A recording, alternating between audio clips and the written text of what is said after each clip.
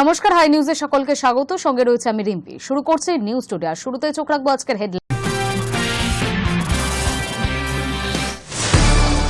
তৃণমূলে যোগদানে জল্পনায় মুখ খুললেন দিলীপ ঘোষ। বললেন, রাজনৈতিক ভবিষ্যৎ পার্টি ঠিক করবে, ভগবানের খাতায় সব লেখা আছে। 2 বছরের জন্য ডাক্তারি রেজিস্ট্রেশন বাতিলের সিদ্ধান্তে চ্যালেঞ্জ। হাইকোর্টের দ্বারস্থ শান্তনু সেন। মামলা দায়েরের অনুমতি বিচারপতি অমৃতা সিনহা। সোমবার শুনানি। 4 অভিযুক্তকে ঘটনাস্থল থেকে বের করে নিয়ে যাওয়ার পর কসবার ল কলেজের বিভিন্ন অংশে 3D mapping. Union room, guard room, শৌচালয় করা হয় 3D ম্যাপিং। গরমে হাঁসফাঁস ইউরোপ। তাপপ্রবাহের কারণে মৃত্যু 8 জনের। বাধ্য হয়ে বন্ধ করতে হয়েছে একাধিক পরমাণু বিদ্যুৎ কেন্দ্র। কসবা কাণ্ডে নয়া তথ্য। ধর্ষণের সময় নির্যাতিতার মাথায় আঘাত করেছিল মনোজিৎ।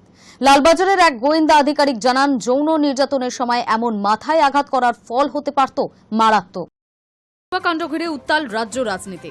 ঘটনার তদন্তভার গেছে গোয়েন্দা আধিকারিকদের হাতে। এবার উঠে এলো নয়া তথ্য। জানা যায়, ধর্ষণের সময় নির্যাতিতা বাধা দেওয়ায় রেগে গিয়ে তার মাথায় আঘাত করেছিল মনোজিৎ মিশ্র। পুলিশের মতে, গার্ড রুমের বিছানায় নির্যাতিতার মাথা ঠুকে দিয়েছিল সে। তারও আগে ইউনিয়ন রুমের ওয়াশরুমেও ধর্ষণের চেষ্টার সময় বাধা পেয়ে নির্যাতিতার মাথা দেওয়ালের সঙ্গে ঠুকে দেওয়ার চেষ্টা করে ওই অভিযুক্ত। কসবায় আইন কলেজের আইনের ছাত্রীকে গণধর্ষণের ঘটনার গোয়েন্দা পুলিশের তদন্তে উঠে এসেছে এমনই চাঞ্চল্যকর তথ্য। লালবাজারের এক গোয়েন্দা আধিকারিকের মতে, যৌন নির্যাতনের সময় এমনভাবে মাথায় আঘাত করার ফল হতে পারত মারাত্মক। পুলিশের সূত্র জানিয়েছে, প্রথমে নির্যাতিতাকে জোর করে ওয়াশরুমে নিয়ে গিয়ে যখন ধর্ষণের চেষ্টা করা হয়, তখন তিনি মনোজিতের সঙ্গে ধাক্কাধাক্কি করেছিলেন। তাকে সরানোর চেষ্টা করেন। এভাবে বাধা পেয়ে মনোজিৎ তার মাথা ঝাঁকিয়ে দিয়ে আঘাত করে তাকে। সে দেওয়ালে নির্যাতিতার মাথা ঠুকে দেওয়ার চেষ্টা করে। এরপর যখন তাকে টেনে অপহরণ করে গার্ডরুমের ভিতর নিয়ে যাওয়া হয়, তখন ফের তার উপর অত্যাচার করে মনোজিৎ। ধর্ষণে বাধা দিতে থাকেন। তাকে ফের সরিয়ে দেওয়ার চেষ্টা করেন। তখনই অভিযোগকারিনীর মাথা বিছানায় ঠুকে দেওয়া হয়। যদিও বিছানায় কার্টন বা চাদরের গদি থাকায় ওই আঘাত হয়তো মারাত্মক হয়নি। এমনকি ধর্ষণে বাধা পেয়ে সে হকি স্টিক দিয়েও নির্যাতিতাকে মারার চেষ্টা করে। তা থেকে নির্যাতিতার আরও বড় ক্ষতি হতে পারত বলে অভিযোগ লালবাজারের গোয়েন্দাদের। নির্যাতিতাকে এভাবে মারধর করার অভিযোগে অভিযুক্তদের বিরুদ্ধে আলাদা ধারাও যোগ করা হয়েছে। এই ব্যাপারটি নিয়ে আলাদাভাবে তদন্ত করছেন গোয়েন্দারা। Hi News Network. দিন দিন সমাজ মাধ্যমে বাড়ছে উস্কানিমূলক বক্তব্য, যা নিয়ে উদ্বিগ্ন মুখ্যমন্ত্রী। কঠোর আইনের দাবিতে শাহকে চিঠি পাঠালেন মমতা বন্দ্যোপাধ্যায়। সোশ্যাল মিডিয়ায় উস্কানিমূলক বক্তব্য দ্রুত ছড়াচ্ছে, তা নিয়ে উদ্বিগ্ন মুখ্যমন্ত্রী মমতা বন্দ্যোপাধ্যায়। সোশ্যাল মিডিয়ার কন্টেন্ট, বেড়ে চলা সাইবার ক্রাইম নিয়েও চিন্তিত তিনি।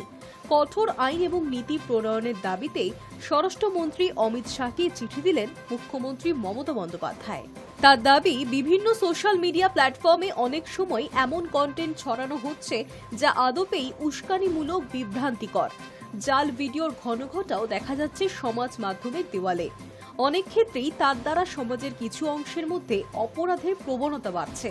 মুখ্যমন্ত্রীর দাবি, এমন অনেক কন্টেন্ট তৈরি হচ্ছে, এমন অনেক বিষয় ছড়িয়ে দেওয়া হচ্ছে যা সাম্প্রদায়িক সম্প্রীতির পক্ষে বিপজ্জনক। ধর্মীয় ভাবাবেগেও আঘাত লাগছে।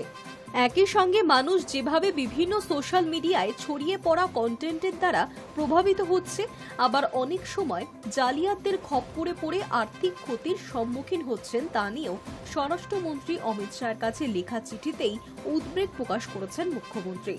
তার দাবি, দ্রুত এই সমস্ত উস্কানিমূলক, বিপজ্জনক কন্টেন্টগুলির বিরুদ্ধে কড়া পদক্ষেপ করতে হবে। জালিয়াতদের ধরতে কড়া আইন আনতে হবে, আর না হলে সমাজের বড় ক্ষতি হয়ে যাবে। বড় মূল্য দিতে হবে আম আদমিকে। একই সঙ্গে ভুল পথে চালিত করতে পারে এমন বিষয় রোধে এবং কন্টেন্টের ভাইরাল হওয়া ঠেকাতে সচেতনতামূলক প্রচারাভিযানেও জোর দেওয়ার কথা বলেছেন মুখ্যমন্ত্রী। Hi News Network. সময়ের সাথে দলের সঙ্গে দিলীপের দূরত্ব যে বেড়েছে তা বলাই বাহুল্য।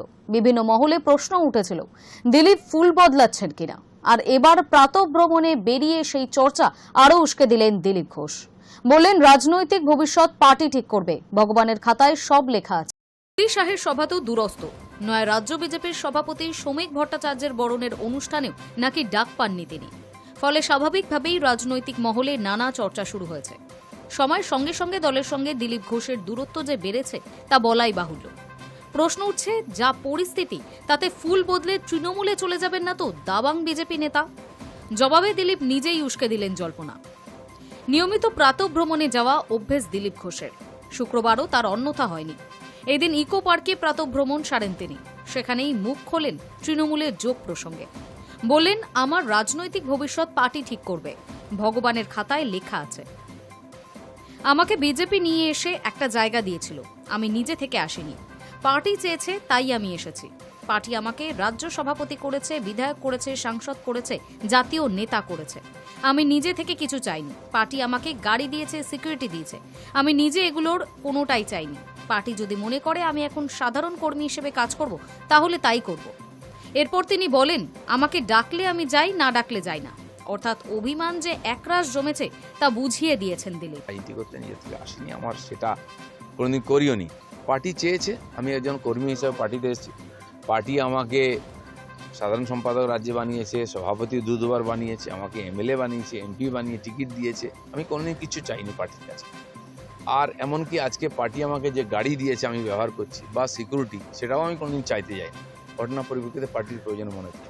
পার্টির যদি মনে হয় আমি সাধারণ কর্মী হিসেবে কাজ করব, তো আমি যেরকম করছি করবো, আগে কোনো পদ নেই। পার্টি যেখানে আমি ডাকে সেখানে আমি যাই, যেখানে ডাকে না সেখানে যাই না। এটাকে আমি পার্টির সিস্টেম মনে করি। দলের সঙ্গে দূরত্ব ও দিলীপ ঘোষের সস্ত্রীক জগন্নাথ মন্দির দর্শন নিয়ে কম আলোচনা হয়নি। এদিন আবারও সেই বিষয়ে নিজের অবস্থান স্পষ্ট করলেন দিলীপ। বললেন, আমাকে মুখ্য সচিব চিঠি দিয়েছিল, আমি একজন সম্মানীয় নাগরিক, সেই হিসেবে গিয়েছি, সরকারি প্রকল্প। কিন্তু আমি মনে করি ওই মন্দির তৈরিতে আমার ট্যাক্সের টাকা আছে, এটা কারোর পৈতৃক সম্পত্তি নয়। বহু লোক আমাকে ডাকে। পাশাপাশি তৃণমূল নেতাদের কারোর সঙ্গেই যে তার কোনো রকম সমস্যা নেই তাও স্পষ্ট করে দিয়েছেন তিনি। Hi News network. 2 বছরের জন্য রেজিস্ট্রেশন সাসপেন্ড শান্তনু সেনের। বিদেশি ডিগ্রি বিতর্কে চিকিৎসক শান্তনু সেনকে সাসপেন্ড করল রাজ্য মেডিকেল কাউন্সিল। আবারও কোপে শান্তনু সেন। চিকিৎসক তথা রাজনৈতিক নেতা শান্তনু সেনের বিরুদ্ধে আবারও উঠল বড় অভিযোগ। বৃহস্পতিবার তাকে ডেকেছিল ওয়েস্ট বেঙ্গল মেডিকেল কাউন্সিল, আর সেখানেই দোষী সাব্যস্ত হয়েছেন শান্তনু সেন। তাই তার রেজিস্ট্রেশন সাসপেন্ড করা হয়েছে। আপাতত 2 বছরের জন্য সাসপেন্ড করা থাকবে রেজিস্ট্রেশন। ফলে চিকিৎসক হিসেবে 2 বছর প্র্যাকটিস করতে পারবেন না শান্তনু সেন। দিনের পর দিন বিদেশি ডিগ্রি ব্যবহার করে মানুষের চিকিৎসা করছিলেন, এমনই অভিযোগ ওঠে শান্তনু সেনের বিরুদ্ধে। তার ওই ডিগ্রির বৈধতা নিয়ে প্রশ্ন ওঠে। সে বিদেশি ডিগ্রি ব্যবহারে সেই অভিযোগ প্রমাণিত হয়েছে বলেই জানিয়েছেন রোগী কল্যাণ সমিতির চেয়ারম্যান তথা ওয়েস্ট বেঙ্গল মেডিকেল কাউন্সিলের সভাপতি সুদীপ্ত রায়। ওয়েস্ট বেঙ্গল মেডিকেল কাউন্সিলকে না জানিয়ে ওই ডিগ্রি ব্যবহারের অভিযোগ উঠেছে। অভিযোগ ওঠার পর শান্তনু সেন যদিও দাবি করেছেন কাউন্সিল উদ্দেশ্য প্রণোদিতভাবেই তাকে তলব করেছে, কোথাও কোনো অনিয়ম হয়নি। মেডিকেল কাউন্সিল প্রতিহিংসামূলক আচরণ করছে বলেও মন্তব্য করেছিলেন তিনি। এফআরসিপি ডিগ্রি নিয়ে শান্তনুর সাফাই হলো এই ডিগ্রি সাম্মানিক, রেজিস্ট্রেশন ছাড়াই ব্যবহার করা যায়। কাউন্সিলের চিঠি পাওয়ার পর যথাযথভাবে আবেদন করে রেজিস্ট্রেশন নথিভুক্ত করার জন্য 10,000 টাকা জমা করেছেন তিনি। সেই টাকাও ফেরত দেওয়া হচ্ছে না বলে অভিযোগ শান্তনুর। বৃহস্পতিবার দুপুর 2টোয় তলব করা হয়েছিল তাকে, আর সেখানেই 2 বছরের জন্য সাসপেন্ড করা হয়েছে তার রেজিস্ট্রেশন। High News network. সংসদের বাদল অধিবেশনের মেয়াদ 1 সপ্তাহ বাড়িয়ে দিল কেন্দ্র। প্রাথমিকভাবে সংসদ বিষয়ক মন্ত্রী কিরেন রিজিজু জানিয়েছিলেন আগামী 21শে জুলাই বাদল অধিবেশন শুরু হতে চলেছে। সেই অধিবেশন চলবে 12ই আগস্ট পর্যন্ত। তবে শেষ মুহূর্তে অধিবেশনের কিছু পরিবর্তন এসেছে। অধিবেশনের মেয়াদ আরও 1 সপ্তাহ বাড়ানোর সিদ্ধান্ত নিয়েছে কেন্দ্র। রাজ্যসভার সচিবালয়ের তরফে বিবৃতি দিয়ে জানানো হয়েছে আগামী 21শে জুলাই বাদল অধিবেশন শুরু হবে, চলবে 21শে আগস্ট পর্যন্ত। তবে এর মাঝে স্বাধীনতা দিবস উদযাপনের জন্য 15ই আগস্ট অধিবেশন বন্ধ থাকবে। তাছাড়া স্বাধীনতা দিবস উদযাপনের প্রস্তুতির জন্য 13 ও 14 তারিখ অধিবেশন বসবে না। সব মিলিয়ে মোট 21টি অধিবেশন হবে সংসদের 2 কক্ষেই। অর্থাৎ আগের থেকে 1 সপ্তাহ বেশি হচ্ছে অধিবেশনের মেয়াদ। অধিবেশন শুরুর আগে রীতি মেনে 19শে জুলাই সর্বদল বৈঠকও ডেকেছে মোদী সরকার। অপারেশন সিঁদুর বা পেহেলগাঁও হামলা নিয়ে সংসদে বিশেষ কোনো অধিবেশন হচ্ছে না, সেটা আগেই স্পষ্ট করেছে মোদী সরকার। বস্তুত অপারেশন সিঁদুর এবং ভারত পাক সংঘর্ষ বিরতি নিয়ে সংসদে আলোচনা এড়িয়েই যেতে চাইছে কেন্দ্র, কিন্তু সেটা যে সম্ভব না তাও বুঝতে পারছে বিজেপি। তাছাড়া আহমেদাবাদ দুর্ঘটনার পরও এটাই প্রথম সংসদ অধিবেশন। স্বাভাবিকভাবেই এই 2 ইস্যু সংসদে উঠতে চলেছে। যখনই সংসদ খুলুক ওই 2 ইস্যুতে যে বিরোধীরা সরব হবেন সেটা বলার অপেক্ষা রাখে না। তাছাড়া ভোটার তালিকায় স্পেশাল ইন্টেন্সিভ রিভিশন বা বিশেষ সংশোধনের কাজ নিয়েও বিস্তর অভিযোগ বিরোধীদের। ইন্ডিয়া জোটের দাবি, ঘুরপথে ভোটবন্দি করতে চাইছে শাসক দল। এই রাজ্যের শাসক দল তৃণমূলের আবার বক্তব্য, বাংলায় তাদের হারাতে কমিশন এবং বিজেপি যৌথভাবে অসাংবিধানিক পদক্ষেপ করছে। এই ইস্যুতেও জোটবদ্ধভাবে সংসদে সরব হতে পারে বিরোধী শিবির। High News network. 5টি দেশ সফরের দ্বিতীয় ধাপে ত্রিনিদাদ ও টোবাগোয় পৌঁছালেন প্রধানমন্ত্রী নরেন্দ্র মোদী। প্রধানমন্ত্রীকে ঘিরেই আয়োজন করা হয়েছিল এক জাঁকজমকপূর্ণ আনুষ্ঠানিক অভ্যর্থনা ও গার্ড অফ অনার। প্রধানমন্ত্রীর আগমনে বিমানবন্দরে উপস্থিত ছিলেন একাধিক মন্ত্রী, সাংসদ এবং বিশিষ্টজনেরা। একই সঙ্গে স্থানীয় শিল্পীদের সাংস্কৃতিক পরিবেশনা ও ভারতীয় পৌরাণিক চরিত্রদের পোশাকে সাজা মানুষের উপস্থিতি গোটা পরিবেশকে বর্ণময় করে তুলেছিল। 5টি দেশ সফরের দ্বিতীয় ধাপে ত্রিনিদাদ ও টোবাগোয় পৌঁছালেন ভারতের প্রধানমন্ত্রী নরেন্দ্র মোদী। পিয়ারকো আন্তর্জাতিক বিমানবন্দরে তাকে স্বাগত জানান ত্রিনিদাদ ও টোবাগোর প্রধানমন্ত্রী কমলা পারসাদ বিসেসর। তাকে ঘিরেই আয়োজন করা হয়েছে এক জাঁকজমকপূর্ণ আনুষ্ঠানিক অভ্যর্থনা ও গার্ড অফ অনার। প্রধানমন্ত্রী মোদীর আগমনে বিমানবন্দরে উপস্থিত ছিলেন একাধিক মন্ত্রী, সাংসদ এবং বিশিষ্টজনেরা। স্থানীয় শিল্পীদের সাংস্কৃতিক পরিবেশনা ও ভারতীয় পৌরাণিক চরিত্রদের পোশাকে সাজা মানুষের উপস্থিতিও গোটা পরিবেশকে করে তোলে বর্ণময়। এই অনুষ্ঠানের পর প্রধানমন্ত্রী নরেন্দ্র মোদী তার এক্স হ্যান্ডেলে পোস্ট করে বলেন, পোর্ট অফ স্পেনে পৌঁছালাম। প্রধানমন্ত্রী কমলা পারসাদ বিসেসর এবং মন্ত্রিসভার সদস্যদের আন্তরিক অভ্যর্থনার জন্য আমি কৃতজ্ঞ। এই সফর দুই দেশের সম্পর্ককে আরও দৃঢ় করবে। এটি ভারতের প্রধানমন্ত্রী ত্রিনিদাদ ও টোবাগো সফর এবং 1999 সালের পর প্রথম কোনো ভারতীয় প্রধানমন্ত্রী দ্বিপাক্ষিক সফরে এই দেশে এলেন। মোদী তার এক্স হ্যান্ডেলে আরও লেখেন, ভারত এবং ত্রিনিদাদ ও টোবাগোর বন্ধুত্ব আগামী দিনে আরও ভালো জায়গায় পৌঁছতে চলেছে, আমি তাই কামনা করি। একটি পোস্টের মাধ্যমে অভ্যর্থনার মুহূর্তগুলি ছবিও শেয়ার করছেন তিনি। হোটেলে পৌঁছানোর পরে প্রবাসী ভারতীয়রা তাকে ভারত মাতা কি জয় ও মোদি মোদি ধ্বনিতে স্বাগত জানাতে থাকেন। এই সফরের সময় প্রধানমন্ত্রী নরেন্দ্র মোদী ত্রিনিদাদ ও টোবাগোর রাষ্ট্রপতি ক্রিস্টন কার্লা কাঙ্গালু এবং প্রধানমন্ত্রী পারসাদ বিসেসরের সঙ্গে বৈঠক করবেন। আলোচনার মূল বিষয় হবে দ্বিপাক্ষিক সম্পর্কে কিভাবে আরও গভীর ও সম্প্রসারিত করা যায়। প্রধানমন্ত্রী মোদী দেশটির সংসদের যৌথ অধিবেশনে ভাষণ দেবে বলে আশা করা হচ্ছে। এই সফর ভারত ও ত্রিনিদাদ ও টোবাগোর মধ্যে ঐতিহাসিক ও সাংস্কৃতিক বন্ধনকে নতুন দিশা দেখাবে বলে মনে করছে বিশেষজ্ঞরা। Hi News Network. দেশের জনসংখ্যা বৃদ্ধি করতে নতুন কৌশল নিচ্ছে চীনের শি জিনপিং এর সরকার। যে সমস্ত পরিবারের সন্তানের জন্ম হবে তাদের হাতে হাতে নগদ টাকা দেওয়ার পরিকল্পনা করা হচ্ছে। শীঘ্রই সন্তান জন্মে ভর্তুকি ঘোষণা করতে পারেন জিনপিং।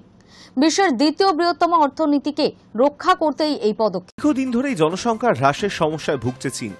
সূত্রের খবর, চীনে কর্মক্ষম মানুষের সংখ্যা অনেক কমে এসেছে। দম্পতিরা সন্তান পালনে আগ্রহ হারিয়েছেন, মনোযোগী হয়েছেন সঞ্চয়। একটা সময় জনসংখ্যাই চীনের অন্যতম বড় সমস্যা হয়ে দাঁড়িয়েছিল। জনসংখ্যা নিয়ন্ত্রণ করতে সরকারকে হিমশিম খেতে হচ্ছিল। 2016 সাল পর্যন্ত চীনে চালু ছিল এক সন্তান নীতি, অর্থাৎ একটির বেশি সন্তান গ্রহণ করতে পারবেন না দম্পতিরা। তবে 2016 সালে সেই নিয়ম তুলে নেয় বেজিং। বরং দম্পতিদের আরও বেশি সংখ্যক সন্তান গ্রহণে উৎসাহ দেওয়া হতে থাকে। তবে তারপর থেকে জন্ম আরও কমেছে। পরিসংখ্যান বলছে 2016 সালে চীনে 1,88,00,000 মানুষের জন্ম হয়েছিল।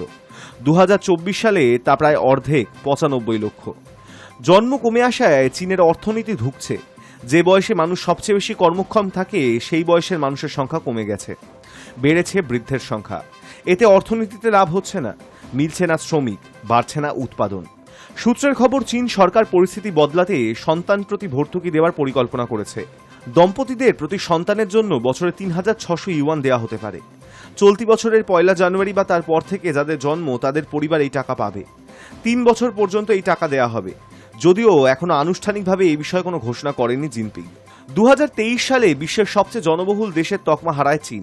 তাদের টপকে জনবহুলের তালিকায় শীর্ষে পৌঁছে যায় ভারত। এভাবে চলতে থাকলে 2050 সালের মধ্যে চীনের জনসংখ্যা নেমে আসবে মাত্র 130 কোটিতে। 2100 সালের মধ্যে তা কমে হতে পারে 80 কোটি। Hi News Network. প্রায় 4 বছর আগে আফগানিস্তানের ক্ষমতা দখল করলেও এতদিন পর্যন্ত কোনো দেশই সেই দেশের তালিবান সরকারকে আনুষ্ঠানিকভাবে স্বীকৃতি দেয়নি। বৃহস্পতিবার প্রথম দেশ হিসেবে তালিবান সরকারকে স্বীকৃতি দিল রাশিয়া। রাশিয়ায় তালিবান নিযুক্ত আফগান দূত গুল হাসানকেও মস্কোর অতিথি হিসেবে মেনে নিল ভ্লাদিমির পুতিনের প্রশাসন। সাম্প্রতিক ভূ রাজনৈতিক পরিস্থিতিতে এটা ক্রেমলিনের কৌশল পদক্ষেপ বলেই মনে করছেন অনেকে। 2021 সালে আমেরিকা এবং পশ্চিমী দুনিয়ার সমর্থনপূর্ণ আফগান সরকারের অপসারণের পর বিশ্বের বহু দেশেই আফগান দূতাবাসের দরজা বন্ধ হয়ে গিয়েছিল। রাশিয়া অবশ্য সে পথে হাঁটেনি, তবে এতদিন মস্কোর আফগান দূতাবাসের সামনে আফগানিস্তানের তিরঙ্গা পতাকাই দেখা যেত। বৃহস্পতিবার রুশ সংবাদ সংস্থা তাস দেখিয়েছে সেই পতাকা বদলে তালিবানের সাদা পতাকা লাগানো হয়েছে ওই দূতাবাসে। প্রসঙ্গত চলতি বছরের এপ্রিল মাসেই তালিবানের ওপর থেকে সন্ত্রাসবাদী তকমা প্রত্যাহার করে নিয়েছিল পুতিন প্রশাসন। তখনই জল্পনা ছড়ায় যে তালিবান সরকারকে স্বীকৃতি দিতে চলেছে মস্কো। বৃহস্পতিবার রাশিয়ার বিদেশ মন্ত্রকের তরফে একটি বিবৃতিতে বলা হয়েছে, আমরা বিশ্বাস করি আফগানিস্তানের সরকারকে সরকারি স্বীকৃতি দেওয়া হলে দুই দেশের পারস্পরিক সমঝোতা এবং উন্নয়নের গতি বৃদ্ধি পাবে। রাশিয়ার এই সিদ্ধান্তকে স্বাগত জানিয়েছেন তালিবান সরকারের ভারপ্রাপ্ত বিদেশমন্ত্রী আমির খান মুত্তাকি। তিনি বলেন, রাশিয়া এবং আফগানিস্তানের ইতিহাসে এটা একটা বড় মাইলফলক হতে চলেছে। বৃহস্পতিবারই মস্কোয় আয়োজিত এক অনুষ্ঠানে রাশিয়ায় তালিবানের দূতের সঙ্গে দেখা করেন রুশ উপ বিদেশমন্ত্রী আন্দ্রে রুদেঙ্কা। 80-র দশকে আফগানিস্তানে ক্ষমতা দখলের দ্বন্দ্বে হস্তক্ষেপ এবং গৃহযুদ্ধের তিক্ত ইতিহাসের সঙ্গে জড়িত রাশিয়া 1989 সালে সেনা প্রত্যাহারের পর থেকে কাবুলের সঙ্গে দীর্ঘদিন দূরত্ব বজায় রেখেছিল মস্কো। তবে তালিবানরা কাবুলের ক্ষমতা দখল করার পর আফগানিস্তানকে কেন্দ্র করে নয়া অক্ষ গড়ে ওঠে। ইরানের সঙ্গে আফগানিস্তানের প্রায় 900 কিলোমিটারের সীমান্ত রয়েছে। বর্তমান পরিস্থিতিতে এই কারণেও আফগানিস্তানের একটি গুরুত্ব রয়েছে। ভারতের মতন বহু দেশ আনুষ্ঠানিকভাবে এই সরকারকে স্বীকৃতি না দিলেও কাবুলের সঙ্গে যোগাযোগের দরজা পুরোপুরি বন্ধ করে দেয়নি। তালিবান শাসিত আফগানিস্তানে মানবাধিকার লঙ্ঘন, নারীদের ক্ষমতা খর্ব করা নিয়ে বারবার প্রশ্ন উঠেছে। ওয়াশিংটনও বারবার বিষয়গুলি নিয়ে প্রশ্ন তুলেছে। এই আবহে রাশিয়া বিশ্বের প্রথম দেশ হিসেবে তালিবানের আস্থা অর্জনের পথে কয়েক ধাপ এগিয়ে এলো বলেই মনে করা হচ্ছে। Hi News Network. তীব্র গরমে নাজেহাল ইউরোপের বাসিন্দারা। তাপপ্রবাহের কারণে এখনো পর্যন্ত মৃত্যু হয়েছে 8 জনের। পরিস্থিতি খারাপের জেরে বাধ্য হয়ে বন্ধ করতে হয়েছে পরমাণু বিদ্যুৎ কেন্দ্র। গোলার্ধে বছরের উষ্ণতম মাস জুলাই। ইউরোপেও সবে শুরু হয়েছে গ্রীষ্মকাল, কিন্তু এরই মধ্যে হাঁসফাঁস অবস্থা মহাদেশের বেশিরভাগ অংশে। তাপপ্রবাহের কারণে ইতিমধ্যেই ইউরোপে 8 জনের মৃত্যু হয়েছে। গত প্রায় এক সপ্তাহ ধরে পরিস্থিতি এমনই যে কোথাও কোথাও বাধ্য হয়ে পরমাণু বিদ্যুৎ কেন্দ্র বন্ধ করে দিতে বাধ্য হয়েছে কর্তৃপক্ষ।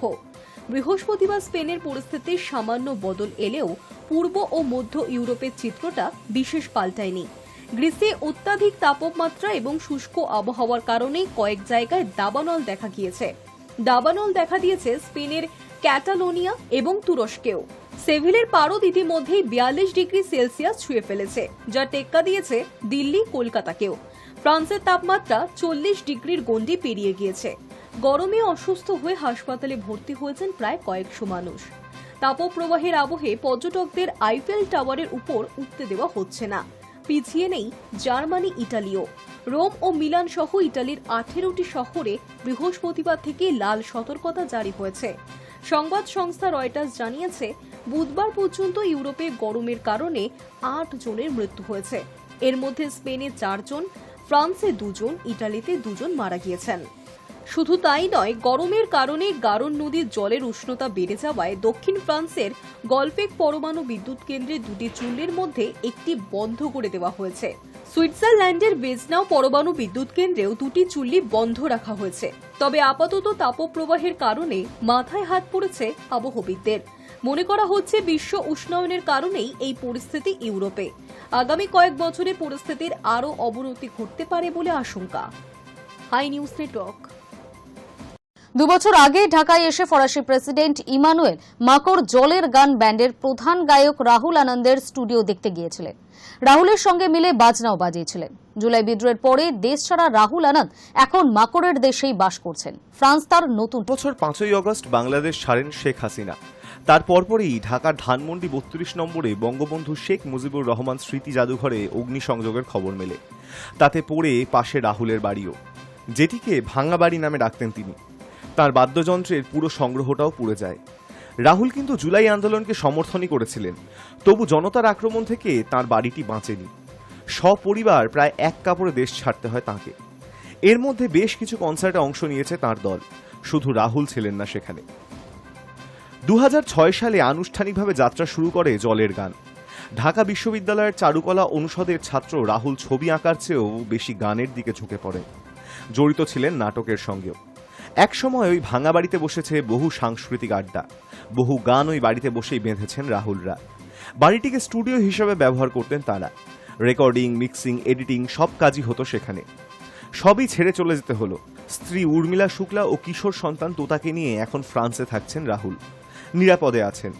সেখানকার বাঙালি সাংস্কৃতিক গোষ্ঠী সূত্রে খবর, বাড়ি ও প্রিয় বাদ্যযন্ত্রগুলো হারানোর বিভীষিকাময় স্মৃতি এখনও দগদগে তাঁর হৃদয়। দেশ ছাড়ার শোক কাটিয়ে উঠতে পারেননি তিনি। Hi News Network. সকাল থেকেই কলকাতার আকাশের মুখ ভার। রোদ তেমন ওঠেনি, বরং মেঘে ঢেকে রয়েছে আকাশ। তবে তাতেও স্বস্তি নেই। বাতাসে জলীয় বাষ্পের পরিমাণ বেশি থাকায় আর্দ্রতাজনিত অস্বস্তি বাড়ছে। আবহাওয়া দফতর জানিয়েছে শুক্রবার রাজ্যের সর্বত্র বজ্র বিদ্যুৎ সহ কমবেশি ঝড় বৃষ্টির সম্ভাবনা রয়েছে। পাশাপাশি ভারী বৃষ্টির সম্ভাবনা রয়েছে 11। শুক্রবার দক্ষিণবঙ্গের সব জেলাতেই ঝড় বৃষ্টি হতে পারে, তবে মূলত উপকূল ও পশ্চিমের জেলাগুলিতে ভারী বৃষ্টির সম্ভাবনা রয়েছে। ওই জেলাগুলি হল দক্ষিণ 24 পরগনা, পূর্ব ও পশ্চিম মেদিনীপুর, ঝাড়গ্রাম, পুরুলিয়া এবং বাঁকুড়া। এছাড়াও কলকাতা, উত্তর 24 পরগনা, হাওড়া, হুগলি, পূর্ব ও পশ্চিম বর্ধমান, বীরভূম, নদিয়া ও মুর্শিদাবাদে বজ্রবিদ্যুৎ সহ ঝড় বৃষ্টির সম্ভাবনা রয়েছে। কোথাও কোথাও বৃষ্টির পাশাপাশি 30 থেকে 40 কিলোমিটার বেগে ঝোড়ো হাওয়া বইতে পারে। সপ্তাহান্তে বৃষ্টি চলবে। শনিবার 2 24 পরগনা, পশ্চিম মেদিনীপুর, 2 বর্ধমান, পুরুলিয়া, নদিয়া ও বাঁকুড়ায় ভারী বৃষ্টির সম্ভাবনা রয়েছে। এই বৃষ্টি চলবে রবিবার পর্যন্ত। উত্তরবঙ্গে শুক্রবার ভারী বৃষ্টির সতর্কতা রয়েছে। দার্জিলিং, কালিম্পং, জলপাইগুড়ি, আলিপুরদুয়ার এবং কোচবিহারে ভারী বৃষ্টি হতে পারে। বাকি জেলাগুলিতে বজ্রবিদ্যুৎ সহ ঝড় বৃষ্টি হবে বলে জানিয়েছে আলিপুর আবহাওয়া দপ্তর। ওই জেলাগুলির জন্য হলুদ সতর্কতা জারি করা হয়েছে। শনি ও রবিবার আলাদা করে কোনো সতর্কতা জারি করা হয়নি, তবে সপ্তাহান্তে উত্তরের জেলাগুলিতে কোথাও কোথাও 2-1 ফোঁটা বৃষ্টি হতে পারে। সোমবার থেকে ফের ভারী বৃষ্টি শুরু হবে। আগামী 7 দিন বৃষ্টি চলবে। শুক্রবার সকাল থেকে কলকাতার আকাশ আংশিক মেঘলা। দিনে 2-1 ফোঁটা বৃষ্টির পূর্বাভাস রয়েছে। শুক্রবার ভোরে কলকাতার সর্বনিম্ন তাপমাত্রা ছিল 27.2 ডিগ্রি সেলসিয়াস, যা স্বাভাবিকের চেয়ে 0.5 ডিগ্রি বেশি। Hi News Network. News Today এখনকার মতো এই পর্যন্তই। নজর রাখুন হাই নিউজে। নির্ভীক, নিরপেক্ষ।